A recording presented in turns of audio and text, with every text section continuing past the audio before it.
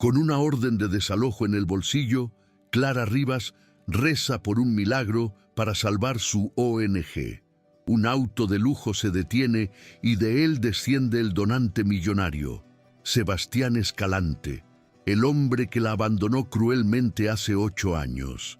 Pero antes de que pueda esconderse, su pequeño hijo corre hacia el extraño gritando: «¡Mamá! ¡Tiene la misma nariz que yo!». Hola, mis amigas y amigos. Antes de comenzar esta sorprendente historia, dejen en los comentarios desde dónde están viendo y cuéntame cómo va tu día, ¿vale? Y recuerden dar like y suscribirse al canal. El olor a pintura fresca, un intento valiente por cubrir la humedad adherida a las paredes antiguas del edificio en pleno corazón de San Telmo, se mezclaba de forma casi nauseabunda con el aroma a café recalentado y galletitas baratas que impregnaba la sala principal de la ONG Sol Naciente. Clara Rivas sentía el nerviosismo como un nudo frío en el estómago, una sensación que conocía demasiado bien, pero que hoy se sentía multiplicada por 1000. Hoy era el día. La visita del gran donante, una figura anónima y poderosa cuya secretaria había programado la reunión con una frialdad corporativa que la helaba. Esta era su última oportunidad real de salvar el proyecto, de mantener las luces encendidas para las 37 familias que dependían de este centro de día. Se alisó la gola de su camisa de algodón, la mejor que tenía, sintiendo el peso de 8 años de lucha solitaria sobre sus hombros. Criar a Tomás sola, mientras intentaba mantener a flote esta organización con presupuestos inexistentes, la había convertido en una guerrera, pero hoy esa armadura se sentía frágil, casi rota. Estaba en su límite, con el aviso de desalojo guardado en el bolsillo de su pantalón. Miró por la ventana desgastada hacia el empedrado de la calle, rogando por un milagro, sin importar el precio que tuviera que pagar por él.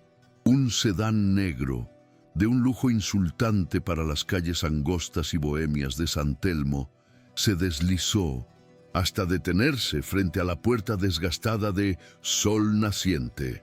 El silencio momentáneo de los niños en el patio fue casi ensordecedor. Clara contuvo la respiración, sus nudillos blancos mientras apretaba el marco de la ventana.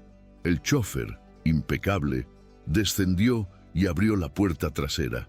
El hombre que emergió de la sombra del vehículo parecía una aparición de otro universo.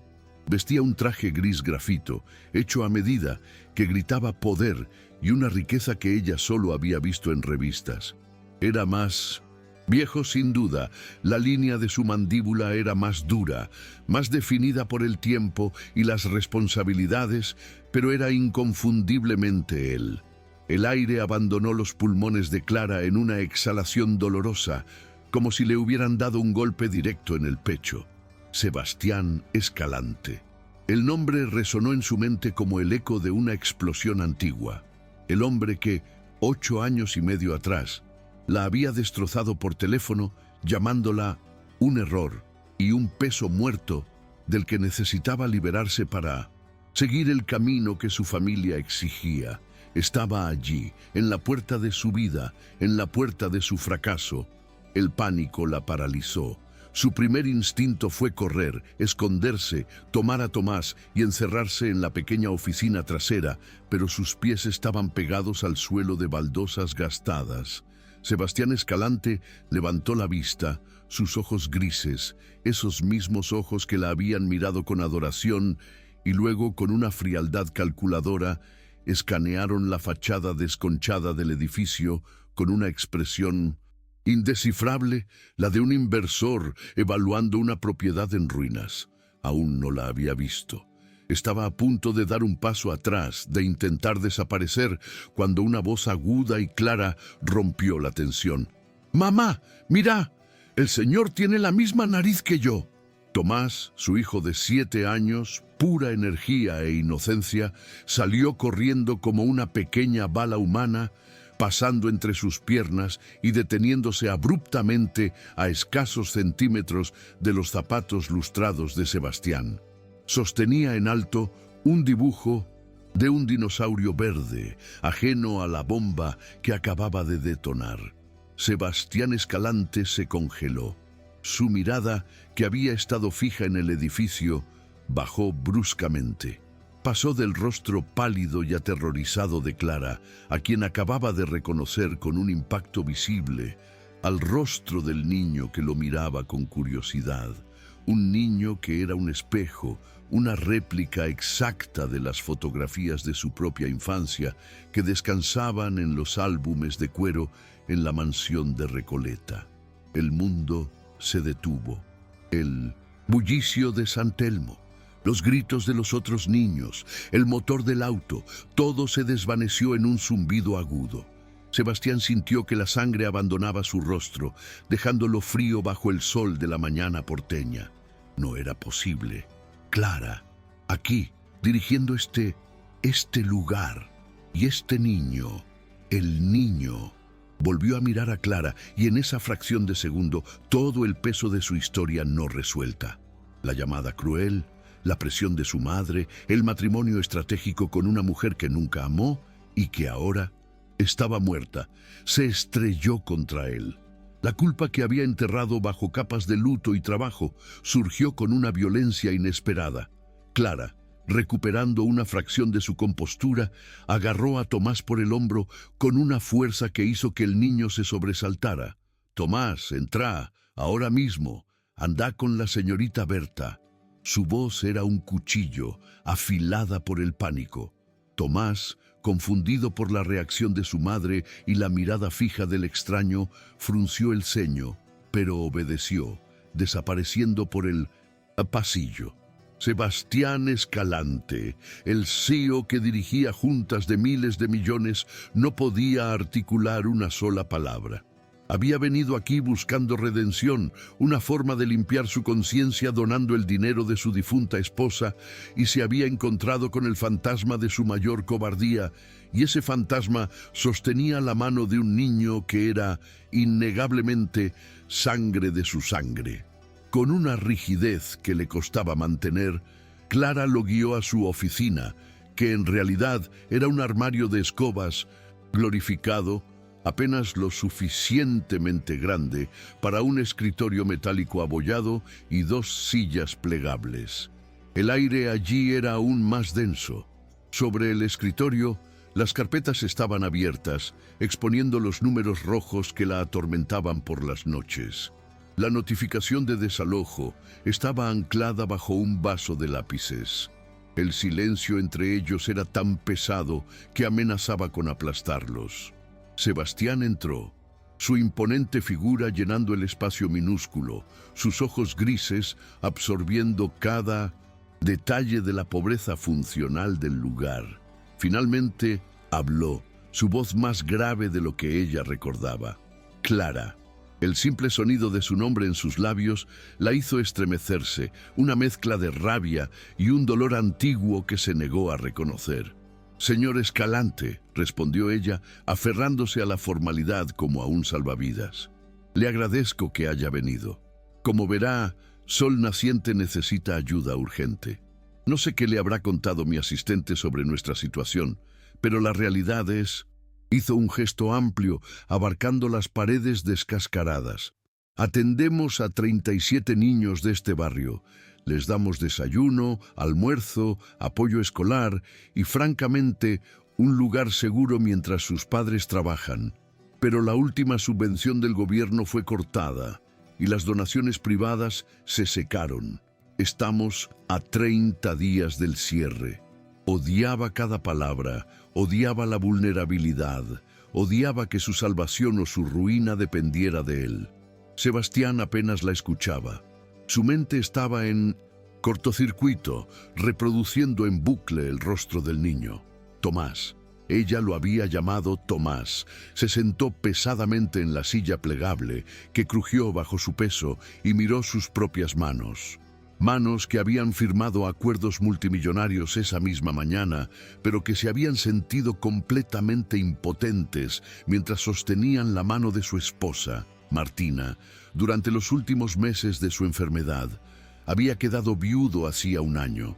Había cumplido con su deber, se había casado con la mujer que su madre, Inés, había elegido, había mantenido el imperio familiar. Ahora era más rico, más poderoso y estaba más vacío que nunca. Había iniciado estas visitas a organizaciones benéficas como una forma de expiación, un intento de encontrar algún significado en el dinero manchado por la culpa. Pero esto era una absolución que no merecía y una condena que no esperaba.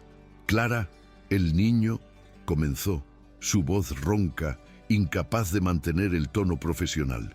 La mirada que ella le lanzó fue tan afilada como el hielo. El niño se llama Tomás, interrumpió ella, su voz baja y controlada, vibrando con una furia de 8 años. Y él no es parte de la propuesta de donación. Hablemos de las finanzas, señor Escalante. ¿Está interesado en nuestro programa de nutrición y en los talleres de arte o solo ha venido a satisfacer su curiosidad? Sebastián se sintió golpeado por su veneno, una defensa que él sabía que había ayudado a construir. Estaba a punto de responder, de intentar explicar lo inexplicable, cuando su mirada se posó sobre el escritorio de Clara, entre la pila de facturas impagas y los informes financieros. Allí estaba el dibujo que Tomás había dejado caer en su huida, el dinosaurio verde. Pero no era un dibujo cualquiera. Era un brontosaurio, con un cuello exageradamente largo y un ridículo sombrero de copa en la cabeza. Un escalofrío recorrió la espalda de Sebastián, tan intenso que tuvo que agarrarse al borde del escritorio. No era un dibujo similar, era su dibujo. El garabato absurdo y característico que él solía dibujar obsesivamente en los márgenes de sus cuadernos de la universidad, en las servilletas de los cafés de Palermo, donde se encontraba con Clara en secreto, soñando con una vida que nunca se atrevió a reclamar. Recordaba haberle dibujado uno exactamente igual a ella una noche, mientras reían, diciéndole que era su guardián prehistórico.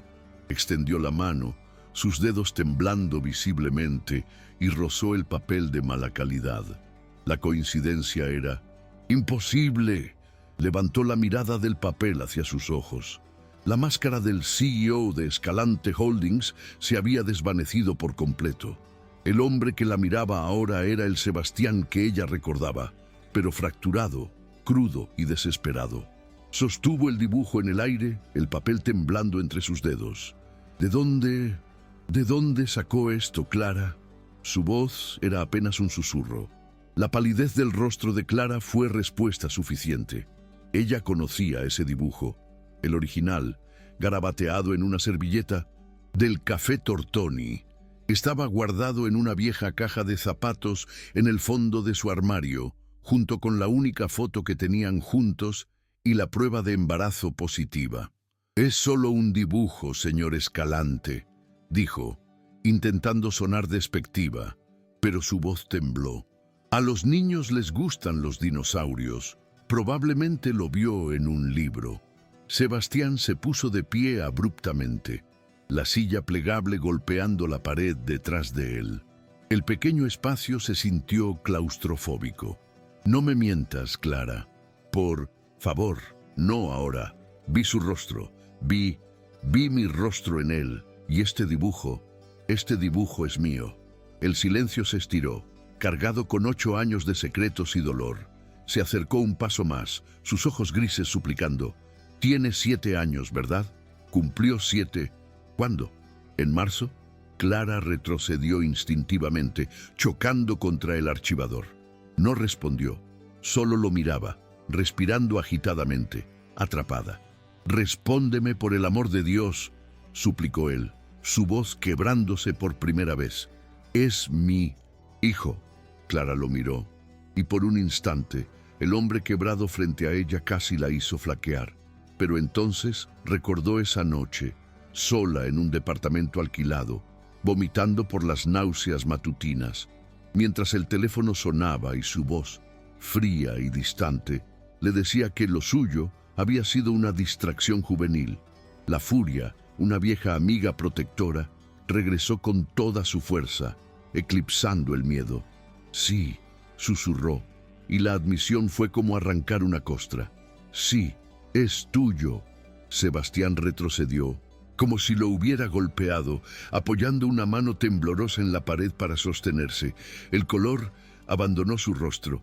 Dios mío, Clara, yo...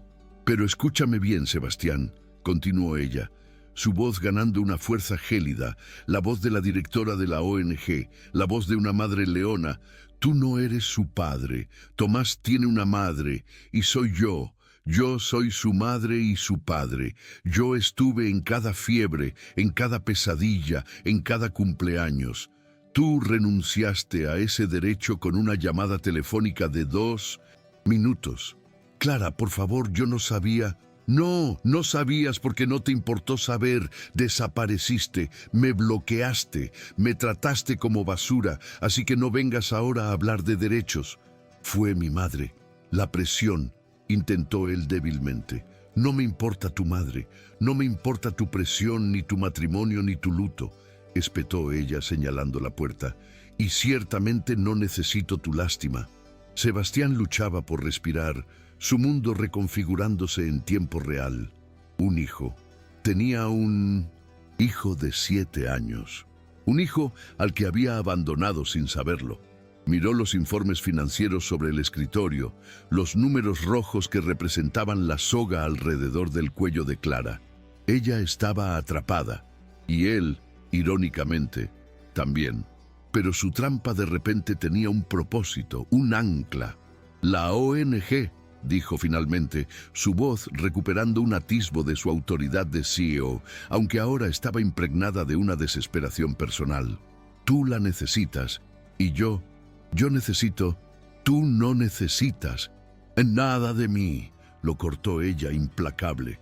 Pero Sol Naciente sí, y esos 37 niños que no tienen la culpa de tu pasado ni del mío, sí lo necesitan.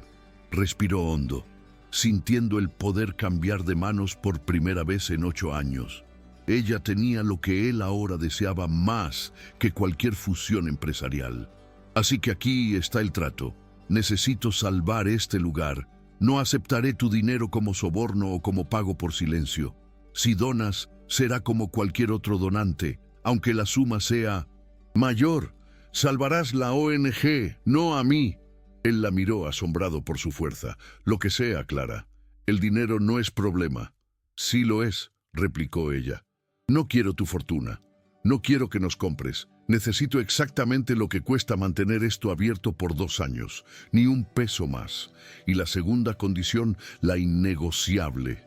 Tomás, jamás le revelarás la verdad. No lo vas a confundir. No vas a entrar en su vida como un huracán para luego desaparecer cuando tu madre vuelva a presionar. Él vio el fuego en sus ojos, la columna vertebral de acero que siempre había estado allí, la mujer de la que se había enamorado perdidamente en la Facultad de Economía, antes de que el peso de su apellido lo aplastara. La mujer que su madre, Inés, había pintado como una arribista, estaba allí, negociando la supervivencia de 30 niños mientras rechazaba millones. Clara, no voy a desaparecer. Las cosas son diferentes ahora. Estoy solo. Martina comenzó, pero ella levantó una mano. No, me hables de ella. No aquí, no ahora. Su tragedia no borra la nuestra. Él asintió, aceptando el golpe. Miró el suelo de baldosas rotas por un largo momento, procesando la enormidad de la situación, y luego volvió a mirarla, su mirada firme, la del hombre que tomaba decisiones irrevocables. Acepto tus condiciones, todas ellas. El dinero estará en la cuenta de la ONG mañana, y quiero ser voluntario. Clara arqueó una ceja, sorprendida de que él aceptara esa parte. Bien, te esperamos mañana, a las 9 en punto, y trae ropa que puedas manchar con témpera y salsa de tomate. El trabajo aquí es real, señor Escalante. Él asintió, caminando hacia la puerta. Se detuvo en el umbral, dándose la vuelta, su traje de miles de dólares completamente fuera de lugar. «Acepto tus reglas, Clara», dijo, su voz baja e intensa. «Pero quiero que sepas una cosa. Voy a demostrarte que no soy el cobarde que recuerdas, y voy a ganarme el derecho a ser algo más que un voluntario para él, cueste lo que cueste». Salió de la pequeña oficina, dejando un rastro de su costosa colonia que luchaba contra el olor a pintura barata. Clara escuchó sus pasos firmes alejarse por el pasillo, el murmullo de su voz dando una orden a su chofer, y luego el sonido suave del motor del auto de lujo desapareciendo por la calle empedrada. Fue solo entonces que sus rodillas cedieron. Se apoyó contra la puerta, cerrando la cerradura con mano temblorosa, y se deslizó hasta el suelo, rodeando sus piernas con los brazos. El sollozo que había estado conteniendo desde el momento en que vio su rostro finalmente escapó. Un sonido seco y doloroso en el silencio de la oficina. Había ganado. Había salvado Sol Naciente. Los niños tendrían comida el próximo mes. El edificio no sería clausurado. Había mirado al diablo a los ojos y había ganado la negociación, pero a un costo aterrador. Su vida, su pequeña y cuidadosamente construida burbuja de seguridad con Tomás, acababa de ser invadida por la única persona en el mundo capaz de destruirla. Y él había aceptado sus términos. Iba a volver mañana. Miró el dibujo del dinosaurio que aún estaba sobre el escritorio, la prueba de su conexión innegable. «Dios mío, Tomás», susurró a la habitación vacía, las lágrimas corriendo por sus mejillas. «¿Qué acabo de hacer?». Había salvado su mundo profesional, pero acababa de invitar al lobo a entrar en el refugio de su hijo. El viaje de regreso a Recoleta fue una tortura borrosa. El interior de cuero del sedán, normalmente un santuario de silencio y control, se sentía como una jaula. Su chofer, Miguel, un hombre discreto que había trabajado para él durante años, lo miraba con preocupación por el espejo retrovisor, pero sabiamente permanecía en silencio. Sebastián miraba sin ver las elegantes fachadas de la avenida Alvear, un mundo a años luz de las paredes descascaradas de San Telmo. Un hijo. Tenía un hijo de 7 años. Había perdido 7 años, 7 cumpleaños, 7 navidades. El primer día de clases, el primer diente caído. Todo porque había sido un cobarde, porque su madre, Inés Escalante, la matriarca de hierro, lo había amenazado con desheredarlo.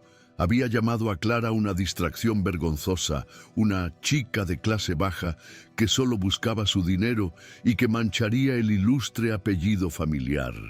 Y él, con 26 años, aterrorizado por la idea de perder su estatus, había cedido. Había hecho esa llamada telefónica, rompiendo a la única persona que realmente había amado para casarse con Martina, la hija del socio de su padre.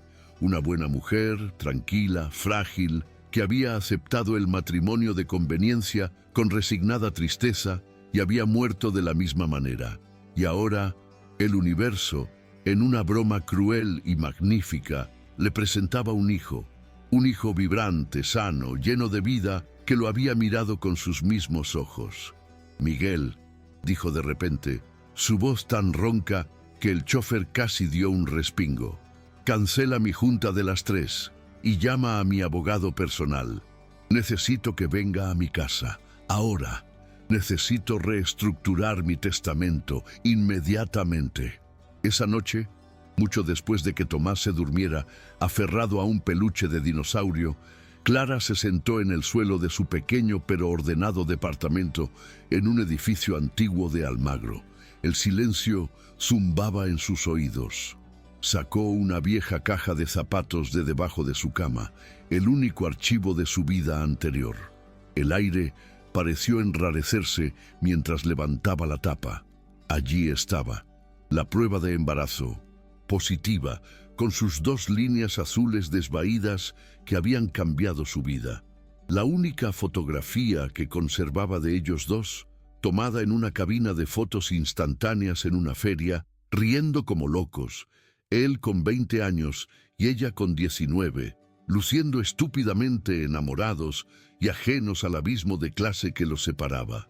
Y, envuelta en papel de seda, la servilleta del café Tortoni, el dibujo original, el brontosaurio con sombrero de copa. Lo tocó con la yema de los dedos, el papel áspero y frágil. Él lo había recordado.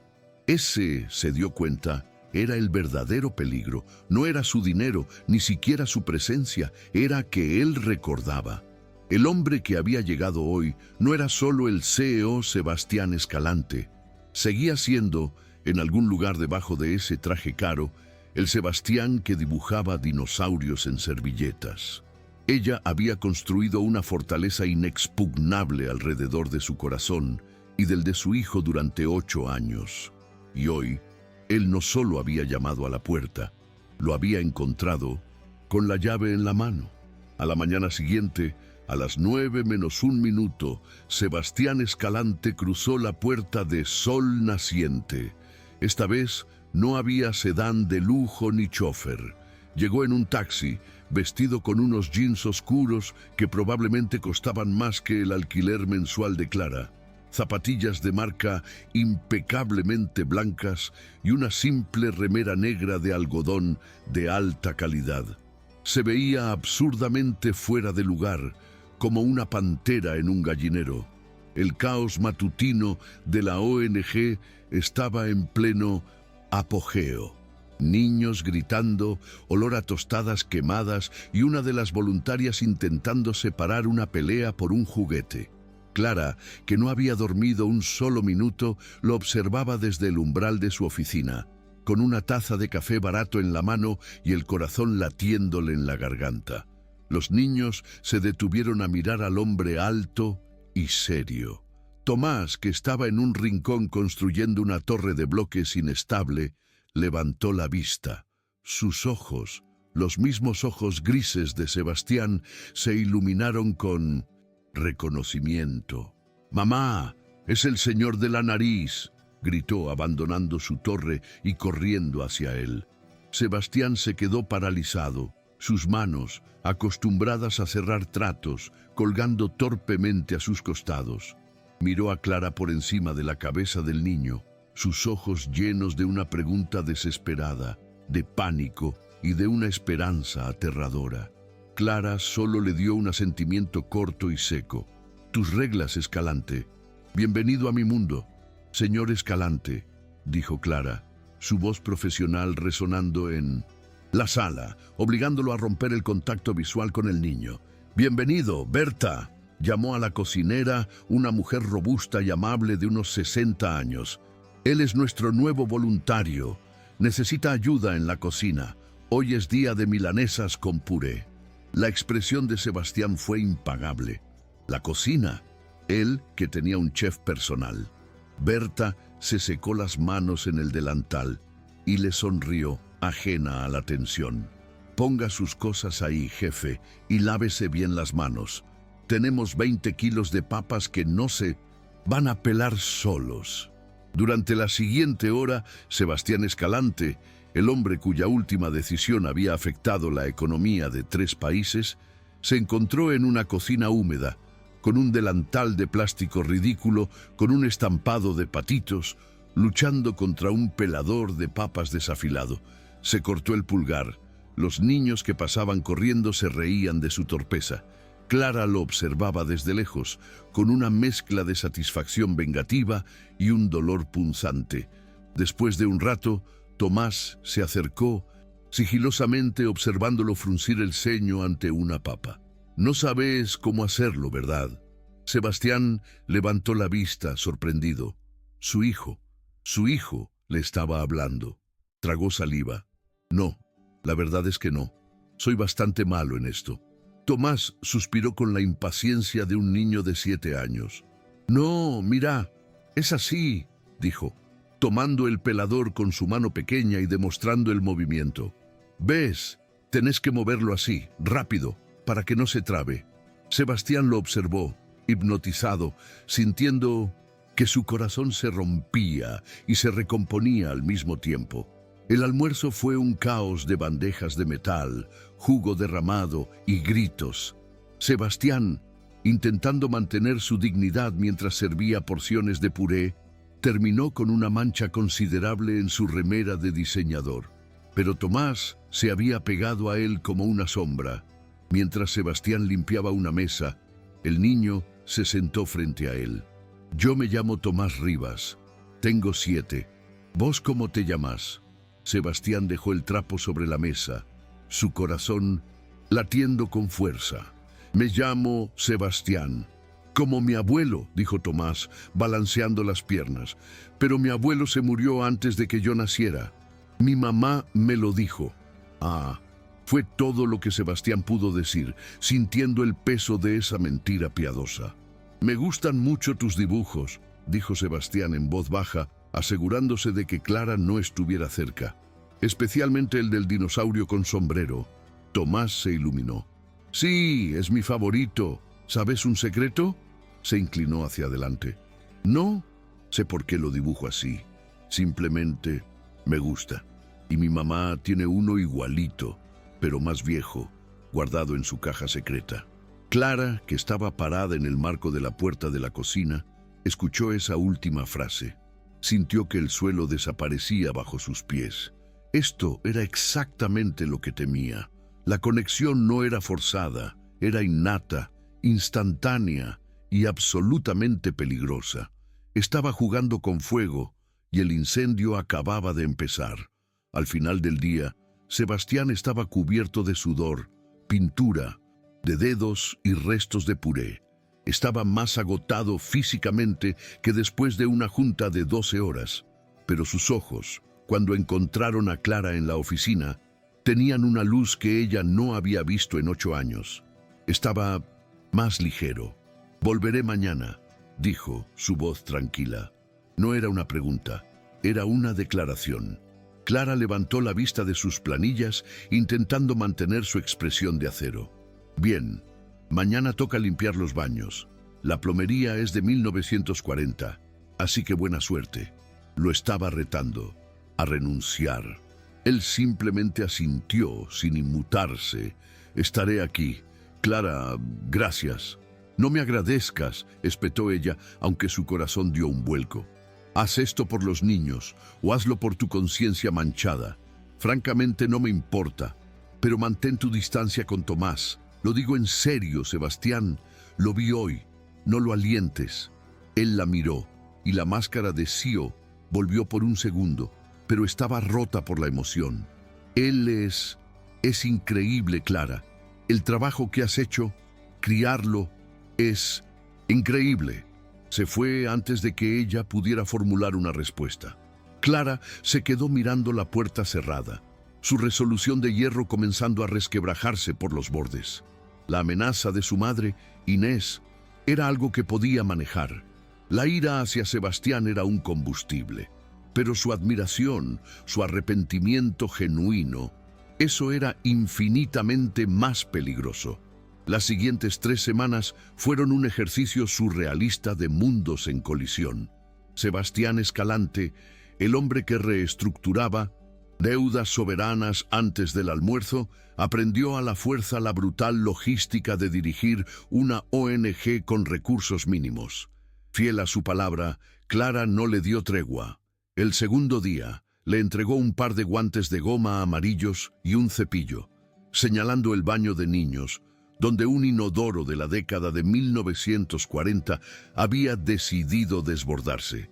Sebastián pasó 2 horas con agua sucia hasta los tobillos, luchando contra una plomería que parecía tener vida propia, mientras Berta, la cocinera, le daba instrucciones desde la puerta. «Meta la mano más adentro, jefe, sin miedo, eso no muerde». Cuando terminó, cubierto de un sudor frío y olores indescriptibles, se sintió extrañamente logrado. Clara lo observó secarse las manos, su expresión indescifrable. «Sobreviviste», fue todo lo que dijo, pero él notó un atisbo de respeto renuente. Su presencia dejó de ser una novedad para los niños y se convirtió en una constante. Lo apodaron Seba, un diminutivo que nadie se había atrevido a usar en 1960. Su vida corporativa. Descubrió que sus habilidades de gestión eran sorprendentemente útiles. Reorganizó el inventario de la despensa usando un sistema de primero en entrar, primero en salir, que duplicó la eficiencia. E incluso creó una hoja de cálculo compleja para optimizar los horarios de los voluntarios, liberando a Clara de horas de trabajo administrativo. Ella lo odiaba por eso. Odiaba la facilidad con la que él resolvía problemas que a ella le costaban noches de insomnio, pero también se encontraba dependiendo de esa eficiencia. La verdadera prueba llegó en el pequeño patio trasero de cemento. Era la hora del recreo. Tomás, líder indiscutible de su grupo, estaba organizando un partido de fútbol. «Seba, ¿vos jugás?» Sebastián, que en su vida solo había practicado polo y squash en clubes exclusivos, se sintió completamente inepto. «No, no mucho, Tomás. No soy bueno. No importa. Te necesitamos de arquero.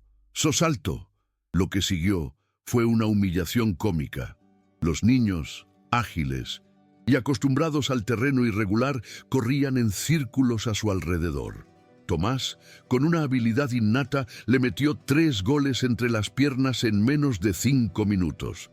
«Te movés como un pingüino, Seba», gritó el niño, riendo a carcajadas, una risa tan pura y libre que golpeó a Sebastián en el pecho. Por primera vez en su vida adulta, Sebastián se permitió parecer ridículo. Se tiró al suelo, falló estrepitosamente y terminó riendo con ellos. Clara observaba desde la ventana de la cocina, con el corazón apretado en un puño. Veía la facilidad con la que interactuaban, el hambre en la mirada de Tomás por esa figura masculina y la sorpresa en el rostro de Sebastián, como un hombre que descubre un músculo que no sabía que tenía. La muralla que ella había construido alrededor de su hijo no tenía defensas contra esa conexión biológica e innegable. La conexión se profundizó más allá del juego. Sebastián notó que Tomás se frustraba con las tareas de matemáticas. Un día lo encontró en un rincón, borrando con tanta fuerza que casi rompió la hoja.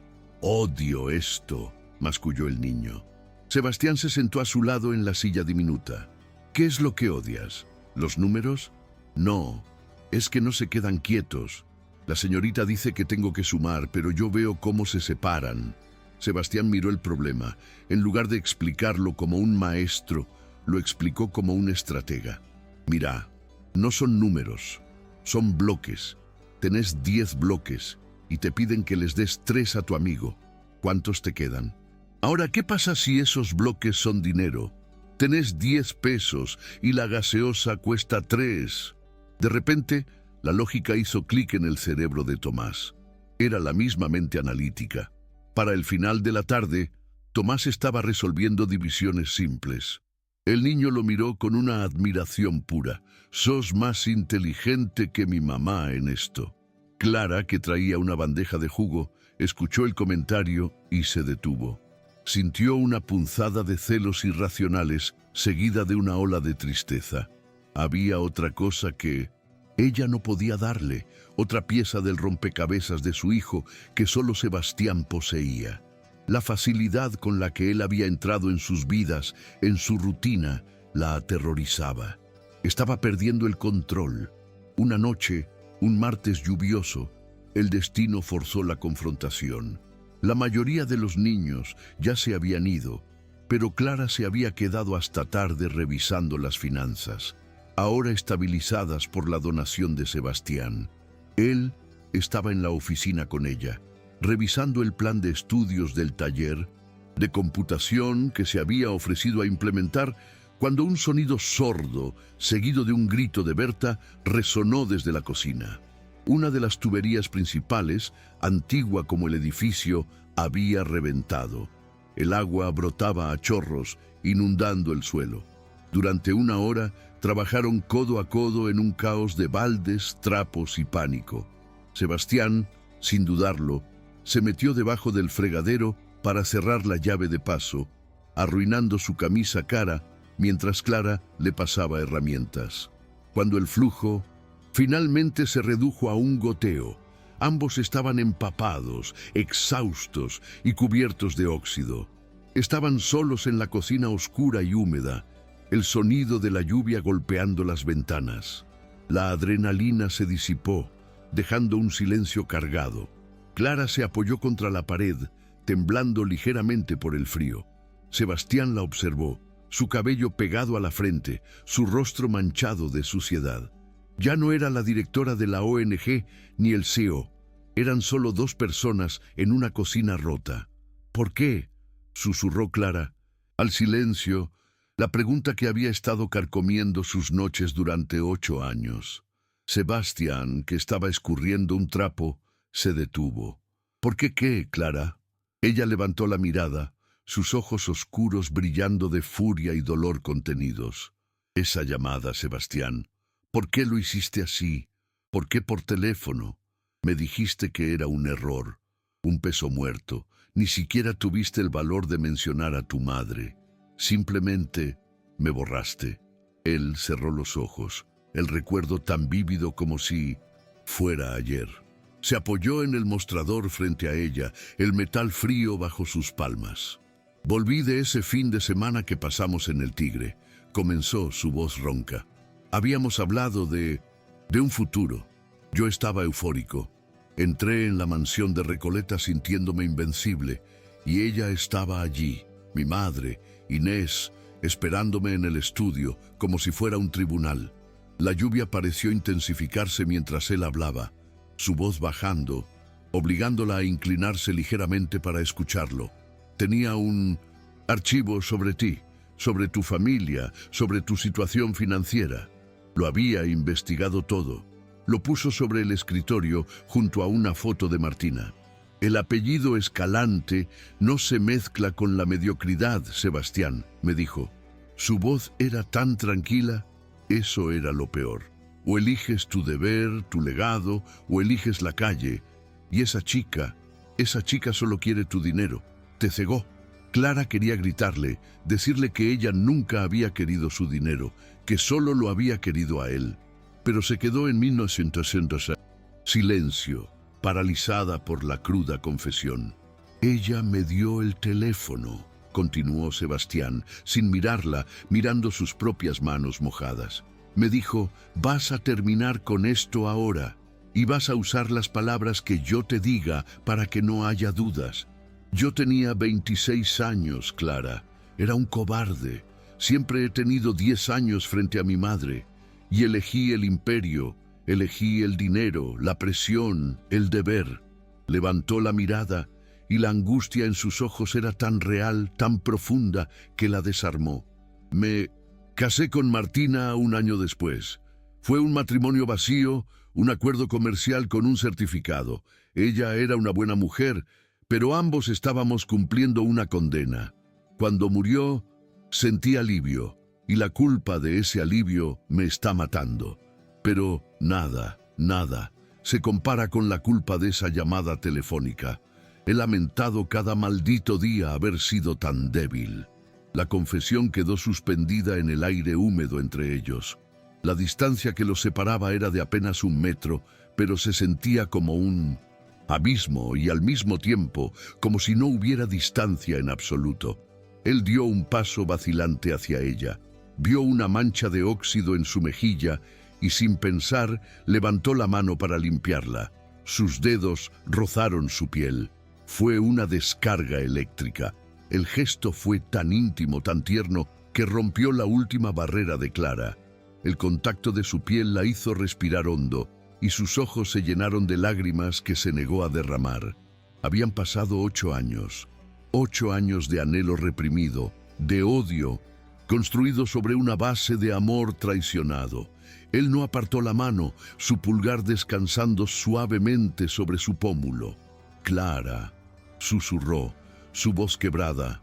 La antigua atracción, Esa fuerza magnética que los había unido contra toda lógica en la universidad resurgió con una fuerza violenta, agravada por el tiempo, el arrepentimiento y la presencia de su hijo en la habitación contigua. Se inclinaron el uno hacia el otro, un movimiento inevitable, sus labios a centímetros de distancia, el mundo reduciéndose a ese espacio húmedo y oscuro. Justo cuando sus labios estaban a punto de tocarse, el sonido estridente de un teléfono móvil rompió el hechizo. Fue un sonido brutal, invasivo. Sebastián se sobresaltó como si lo hubieran golpeado, sacando el teléfono de su bolsillo. La pantalla iluminó su rostro tenso. Clara vio el nombre en el identificador de llamadas. Madre. El momento se hizo añicos, reemplazado por la fría realidad. Sebastián desvió la mirada. La culpa ahora reemplazada por la irritación, contestó. Madre. La voz de Inés, nítida y controladora, llegó incluso hasta Clara. Sebastián, querido, hace semanas que no vienes a cenar y he oído cosas peculiares sobre tu nuevo hobby en San Telmo. Jugando al pobre, Sebastián, la gente está empezando a hablar. Inés Escalante no era una mujer que se quedara quieta. La evasiva de Sebastián en el teléfono, combinada con los informes que recibía de sus abogados sobre los movimientos erráticos de su hijo, transfiriendo grandes sumas de su fideicomiso personal a una cuenta desconocida, había encendido todas sus alarmas. Sospechaba que alguna mujer se estaba aprovechando del luto vulnerable de su hijo. Nunca, en sus peores pesadillas, sospechó que era esa mujer. Decidió hacer su propia investigación. Al día siguiente, el mismo sedán negro que había llevado a Sebastián la primera vez se deslizó por las calles de San Telmo. Inés observaba desde el asiento trasero con una mueca de asco ante la vitalidad caótica del barrio, los grafitis, la música alta. «Deténgase aquí, Miguel», ordenó. No iba a entrar. No todavía. Observó la fachada de la ONG desde la seguridad climatizada del vehículo y entonces los vio. En el patio, Sebastián, su hijo, el heredero del Imperio Escalante, estaba en cuclillas, con los pantalones arremangados, ayudando a un grupo de niños a plantar flores en una vieja llanta de auto. Estaba sonriendo, una sonrisa genuina que ella no había visto desde que era un adolescente, antes de que ella lograra enderezarlo. Y entonces un niño se separó del grupo, corriendo hacia Sebastián con un vaso de agua. El niño se detuvo, se secó el sudor de la frente y se giró de perfil, mirando a Sebastián. Inés Escalante sintió que el aire abandonaba sus pulmones. No era una semejanza, era una fotocopia. La nariz escalante, la línea de la mandíbula, los ojos grises, era el retrato de su difunto esposo a los 7 años. «Así que es eso», susurró Inés, sus nudillos volviéndose blancos mientras apretaba el asa de su bolso de diseñador. La pequeña arribista tuvo su cría. No fue lo suficientemente inteligente como para atraparlo hace 8 años, así que ahora viene por el premio mayor. Había encontrado su nueva palanca, y esta vez no habría piedad. 2 días después, Clara estaba en medio de uno de sus mayores logros. Había organizado una pequeña kermés en la vereda, una feria comunitaria con las otras madres para recaudar fondos para nuevos libros. El ambiente era festivo. Había guirnaldas de colores, olor a tortas caseras y música. Clara se sentía, por primera vez en semanas, genuinamente feliz. Estaba riendo con Berta cuando la sombra cayó sobre ellas. Inés Escalante se materializó en medio de la acera, vestida con un traje de lino color crema, perlas y un aura de poder que hizo que la música pareciera detenerse. El aire se enfrió instantáneamente. «Buenas tardes», dijo Inés, su voz proyectándose sin esfuerzo por encima del murmullo. No miró a Clara, sino al edificio. Estoy buscando a la directora. Me gustaría inspeccionar las instalaciones que mi hijo está tan generosamente financiando. Clara sintió un escalofrío. Soy Clara Rivas, la directora. Sebastián, el señor Escalante no está hoy. Inés finalmente posó sus ojos fríos en ella. Lo sé, no vine a verlo a él, vine a ver esto. Sin esperar una invitación, entró, y las otras madres se apartaron instintivamente, como si la realeza pasara. Inés caminó por el salón principal, pasando un dedo con guante blanco por un estante. Lo miró con desdén. ¡Qué pintoresco!, dijo, en voz lo suficientemente alta para que todos la oyeran. Es realmente asombroso lo que algunas personas pueden hacer con tan poco, aunque la limpieza general deja bastante que desear, ¿no cree? La humillación fue instantánea y pública. Clara, que había estado riendo con esas mismas madres minutos antes, ahora era la empleada siendo reprendida. Inés continuó su inspección, dirigiéndose a un rincón donde Tomás estaba dibujando, observando a la extraña mujer con curiosidad. Clara la siguió, su rostro ardiendo. Señora Escalante, si hay algún problema financiero... Oh, los problemas aquí son evidentes, querida, la interrumpió Inés, deteniéndose para mirar a Tomás. Una sonrisa gélida tocó sus labios. Es un niño encantador, dijo, su voz bajando a un tono falsamente dulce. Extraordinario. Se parece muchísimo a la familia de mi difunta nuera, Martina. Clara se congeló ante la crueldad deliberada de la mentira. Inés se agachó ligeramente hacia el niño. Hola. Tomás la miró con desconfianza. Mi hijo es viudo, ¿sabe? Continuó Inés, ahora hablando solo para Clara, pero asegurándose de que las otras madres pudieran ver la interacción íntima. Está muy vulnerable. Y los niños, bueno, los niños se apegan tan fácilmente a las figuras de autoridad, especialmente cuando hay dinero involucrado. El veneno era tan potente que Clara retrocedió. Inés se acercó, su perfume, caro ahogando el olor a torta frita. Y los jueces, querida, susurró, la dulzura desapareciendo para revelar el acero debajo. Los jueces adoran a las familias ricas que pueden ofrecer un futuro estable, un apellido, educación de primer nivel. Sería una verdadera tragedia que este lugar tan pintoresco cerrara y que una madre soltera con recursos limitados perdiera la custodia, todo en la misma semana. Piénsalo muy bien, señorita Rivas.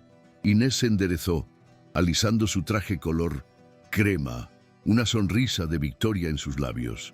Dio media vuelta y salió de la ONG tan rápido como había llegado, dejando un silencio devastador a su paso. La kermesse estaba muerta. Las otras madres miraban a Clara con una mezcla de lástima y miedo, antes de recoger apresuradamente sus cosas y a sus hijos, dispersándose. La amenaza sistémica del prejuicio de clase y el poder institucional acababan de encarnarse en una sola mujer. Tomás corrió hacia su madre, que estaba pálida y temblando, aferrándose a la pata de una mesa para no caerse. «Mamá, ¿estás bien? Esa señora era mala, no me gustó». Clara se agachó y abrazó a su hijo con una fuerza desesperada, escondiendo su rostro en su cabello mientras las lágrimas de terror y rabia quemaban sus ojos. Había sobrevivido al abandono de Sebastián, había sobrevivido a la pobreza, pero esto era diferente. Inés Escalante no solo había amenazado con cerrar Sol Naciente, lo cual era devastador, había amenazado con quitarle a su hijo. Su juego había cambiado. Ya no se trataba de salvar su trabajo, se trataba de salvar a su familia. Y en ese momento, Clara supo que Sebastián no era su aliado, era el conducto por el cual el verdadero monstruo había entrado en sus vidas. Esa noche, Clara no durmió. Cada crujido del viejo edificio de Almagro la hacía saltar. Cada sombra en el pasillo le parecía la figura de un abogado de Inés Escalante viniendo a llevarse a Tomás. El terror era una sustancia física, un veneno helado en sus venas. mucho más potente que la pobreza o la soledad. Inés había apuntado directamente a su talón de Aquiles, su maternidad.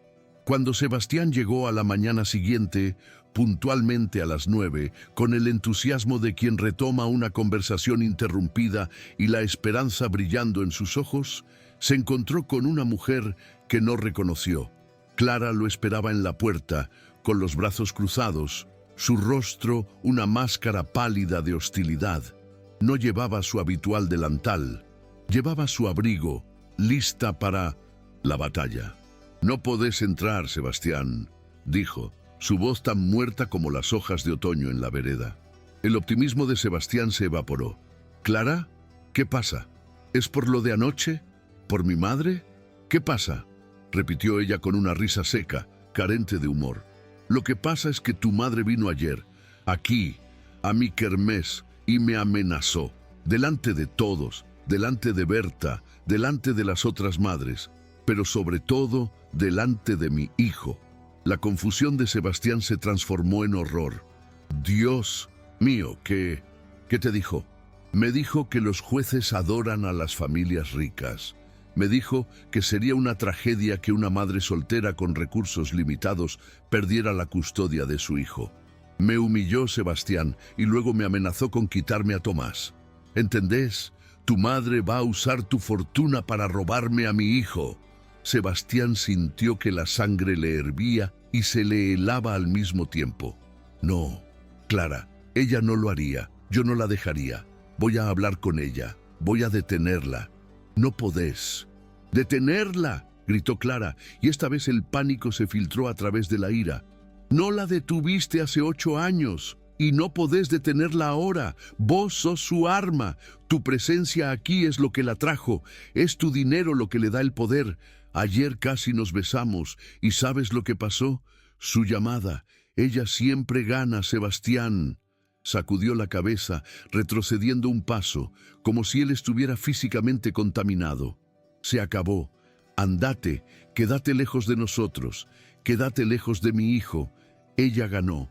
Llévate tu dinero, llévate tus disculpas, llévate tu culpa. Solo quiero que desaparezcas. No voy a perder a mi hijo por tu intento de redención».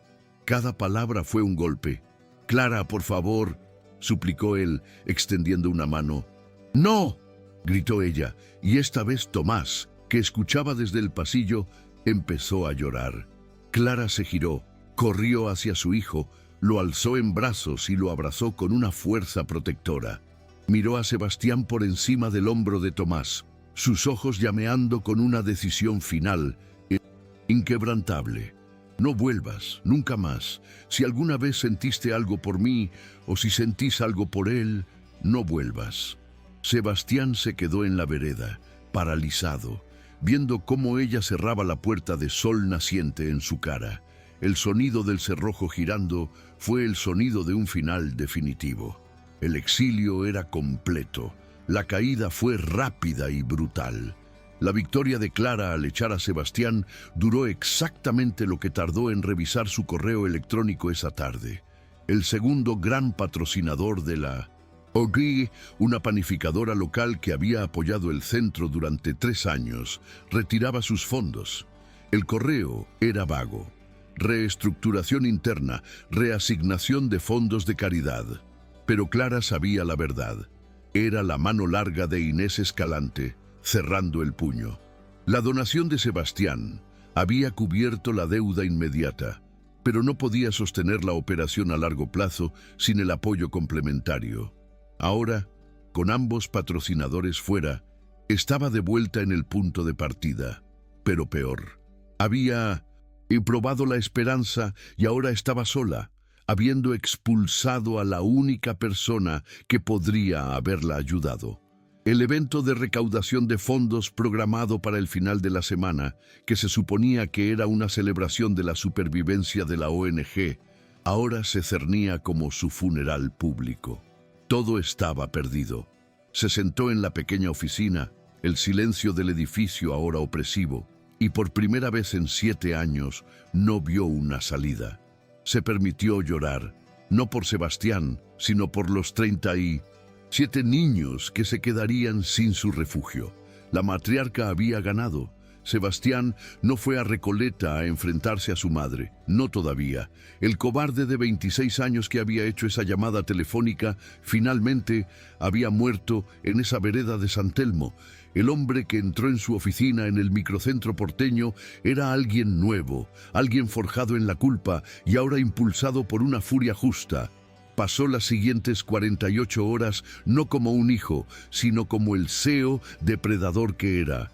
Quiero que liquides mis acciones personales en el Grupo Agrícola del Sur, todas ellas, ordenó a su corredor de bolsa, ignorando las advertencias sobre la pérdida de capital. Y llamen a mis abogados. Quiero crear un fideicomiso ciego e irrevocable. El beneficiario será la ONG Sol Naciente. Quiero que los fondos cubran su presupuesto operativo total, ajustado por inflación durante los próximos 15 años. Y quiero que sea anónimo, pero absolutamente intocable. Ni yo, ni mi familia, ni nadie podrá revertirlo una vez firmado. Vendió su participación en un fondo de inversión de riesgo, sus bonos del tesoro personales, todo lo que no estaba atado al conglomerado central de Escalante. Estaba quemando sus naves. Estaba transfiriendo su fortuna personal, la que no estaba bajo el control de su madre, al único lugar que importaba. Cuando terminó, su patrimonio personal se había reducido en un 70% y nunca se había sentido más poderoso. Solo entonces, con los documentos firmados y transferidos, condujo hasta la mansión de Recoleta. La encontró en el estudio, el mismo lugar donde le había ordenado romper con Clara. Estaba tomando el té, la luz de la tarde iluminando su cabello perfectamente peinado. Sebastián, querido, finalmente estaba empezando a pensar que te habías mudado permanentemente a ese arrabal. Él se paró frente al escritorio de roble, no como un hijo suplicante, sino como un igual. Llamaste a la panificadora del Sol. Les dijiste que retiraran los fondos de la ONG de Clara. No era una pregunta. Inés levantó la vista de su taza, sus ojos fríos. No sé de qué estás hablando. Los negocios son negocios. A veces hay que tomar decisiones difíciles para proteger los intereses familiares. Amenazaste con quitarle a su hijo, continuó él, su voz baja y peligrosa. Ah, así que te lo contó, dijo ella dejando la taza. Fui generosa, Sebastián. Le di una advertencia. Esa mujer es una arribista. Está usando a ese niño que probablemente ni siquiera es tuyo. Es mío, la interrumpió Sebastián. Se llama Tomás y es mi hijo. Y vos no solo la amenazaste a ella, me amenazaste a mí. Has controlado cada aspecto de mi vida, elegiste mi carrera, elegiste a mi esposa, destruiste lo único bueno que tuve y ahora intentaste destruir a mi hijo. Inés se puso de pie, su calma habitual resquebrajándose para revelar la furia debajo. Lo hice para protegerte, para proteger este nombre. Esa mujer te habría arruinado. No, Inés, vos me arruinaste, dijo él, la formalidad de su nombre marcando la ruptura final. Pero se acabó. El dinero, el 70% de mi dinero personal, ya no existe. Lo transferí. Está en un fideicomiso que no podés tocar, ni vos ni tus abogados. Va a financiar la ONG de Clara durante los próximos 15 años. Ella nunca más tendrá que preocuparse por el dinero. Y yo ya no te pertenezco. El rostro de Inés palideció, la comprensión de su derrota total golpeándola. «¡Estás loco! Has tirado tu herencia. Te desheredaré de todo lo demás». Sebastián se rió, un sonido amargo. «Adelante, no lo necesito. Prefiero ser un voluntario en San Telmo que ser el rey de tu imperio vacío». Se dio la vuelta para irse. «Sebastián», gritó ella, su voz aguda por la desesperación. «Si sales por esa puerta, no vuelvas». Él se detuvo en el umbral, pero no se dio la vuelta. No pensaba hacerlo. Salió de la mansión sintiendo el peso de 34 años de deber filial evaporarse en el aire húmedo. de Buenos Aires y se dirigió al único lugar que le importaba. El evento de recaudación de fondos de Sol Naciente era una catástrofe. La amenaza de Inés, sumada al retiro de los dos patrocinadores, se había esparcido como un rumor venenoso por la comunidad. El salón, que Clara y Berta habían decorado con guirnaldas y dibujos infantiles, estaba dolorosamente vacío. Había menos de 20 personas, algunas madres leales, un par de periodistas locales de bajo nivel que olían sangre, y Berta, que servía empanadas frías con lágrimas silenciosas. Clara estaba de pie junto a un pequeño atril con su mejor vestido, uno sencillo de algodón negro, preparándose para dar el discurso más difícil de su vida, el anuncio del cierre de Sol Naciente, y entonces Inés Escalante entró. Se sentó en la primera fila, en el centro, su traje de lino crema irradiando una victoria fría. Había venido a ver el golpe final, a asegurarse de que Clara fuera humillada públicamente. Clara sintió que sus rodillas fallaban, pero se aferró al atril, respirando hondo. Iba a caer, pero iba a caer con dignidad. «Buenas noches», comenzó Clara, su voz temblando ligeramente, pero ganando fuerza. «Gracias a todos por venir. Sol Naciente ha sido un hogar para muchos de nosotros durante 8 años. Hemos enfrentado muchos desafíos». Justo en ese momento, las puertas traseras del salón se abrieron de golpe. Sebastián Escalante entró. No llevaba traje, llevaba los mismos jeans y la misma remera negra de Minsansindosin, voluntario, manchada de pintura. El aliento de Clara quedó atrapado en su garganta. Los periodistas se giraron, las cámaras parpadearon. Inés se puso rígida en su asiento, su rostro contorsionado por la incredulidad y la furia. Sebastián no miró a su madre. Sus ojos estaban fijos en Clara. Caminó directamente hacia el escenario, subió los 2 escalones y tomó suavemente el micrófono de la mano temblorosa de Clara. «Perdón por la interrupción», dijo a la pequeña multitud, su voz resonando con una autoridad que no provenía de su dinero, sino de su convicción. Clara tenía razón. Sol Naciente ha enfrentado muchos desafíos. El último de ellos, francamente, fue mi familia. Inés hizo un sonido ahogado de indignación. Hace unas semanas hice una donación anónima para salvar este lugar, pero el anonimato solo sirvió para crear más problemas. Así que permítanme ser público. Esta tarde he asegurado la financiación completa de Sol Naciente para los próximos 15 años. Este lugar no se cierra. Nunca. Un murmullo de conmoción recorrió la sala. Berta soltó un sollozo de alivio. Clara lo miraba, sus ojos muy abiertos, incapaz de procesar lo que estaba sucediendo. Sebastián se volvió hacia su madre, que lo miraba con odio puro. «Algunas personas», continuó Sebastián, su voz llenando el salón, «creen que el dinero puede comprarlo todo, que puede usarse para controlar, para intimidar, para destruir. Creen que los apellidos valen más que las personas».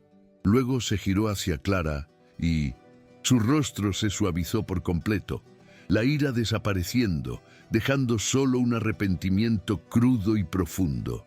Sus ojos se llenaron de lágrimas.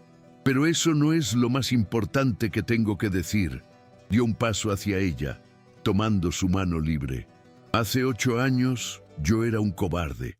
Estaba asustado, era débil y dejé que la presión familiar me hiciera cometer el peor error de mi vida. Hice una llamada telefónica y abandoné a la mujer más fuerte, valiente y extraordinaria que he conocido. La dejé sola cuando más me necesitaba». Se volvió hacia la audiencia, hacia los periodistas que ahora grababan frenéticamente. «Perdí 8 años de la vida de la mujer que amaba. Y perdí 8 años de la vida de nuestro hijo». El salón quedó en silencio absoluto. Clara dejó escapar un sollozo ahogado, tapándose la boca con la mano. Inés Escalante se puso de pie de un salto, su rostro pálido de furia. «Sebastián, es una locura». Él no la miró. Sus ojos estaban fijos en Clara. «Perdón, Clara, Perdóname.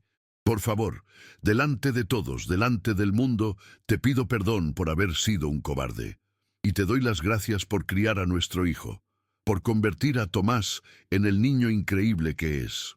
Inés Escalante, derrotada pública y completamente, se dio la vuelta y salió del salón, empujando a un periodista en su camino.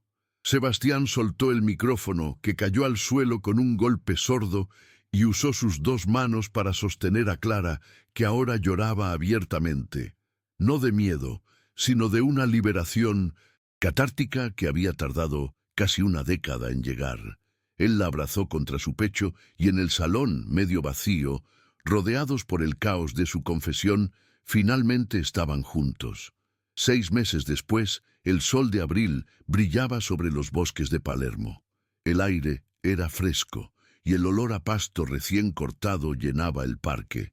Sobre una manta de picnic, Clara Rivas, ahora luciendo relajada, con el cabello suelto y una sonrisa fácil, servía jugo en un vaso de plástico. Sebastián, vestido con unos jeans gastados y un buzo simple, estaba arrodillado en el césped, ajustando el casco en la cabeza de Tomás. «¿Listo, campeón? ¿Preparado?» Tomás, que ahora tenía una bicicleta nueva sin ruedas de apoyo, asintió con entusiasmo. «Dale, Seba, empújame». Sebastián le dio un empujón suave y Tomás salió pedaleando, tambaleándose al principio, pero luego encontrando el equilibrio, sus gritos de triunfo resonando en el parque. «¡Lo estoy haciendo! ¡Mamá, mirá!». Clara aplaudió riendo. Sebastián caminó de regreso a la manta y se sentó a su lado, pasando un brazo por sus hombros. Ella se apoyó en él, un gesto que ahora era natural, cómodo. Observaron a su hijo dar vueltas en el césped. «Sigue siendo el director de operaciones voluntarias», bromeó Clara, sirviéndole un vaso de jugo, «pero ahora es el mejor pelador de papas de San Telmo». Sebastián sonrió, aceptando el vaso. Inés se fue a Europa, a uno de sus retiros en Suiza. No he hablado con ella. «Lo sé», dijo Clara en voz baja. «¿Estás bien con eso?» Él la miró, sus ojos grises claros bajo el sol, ya no atormentados por la culpa, sino llenos de una calma ganada. «Descubrí que la herencia que me importaba no estaba en un banco». Se inclinó y la besó. Un beso suave, sin la desesperación del pasado, sino con la promesa tranquila de un futuro. Un beso de segundas oportunidades.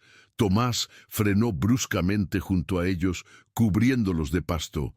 «¡Puaj! ¡Basta de besos! Seba, vení a jugar al fútbol. Te voy a ganar». Sebastián se rió, se puso de pie y despeinó el cabello de su hijo. «Ya lo veremos, pequeño monstruo. El último en llegar al arco es un huevo podrido». Clara los observó correr, padre e hijo, persiguiendo una pelota bajo el sol de la tarde, y por primera vez en su vida se sintió completa.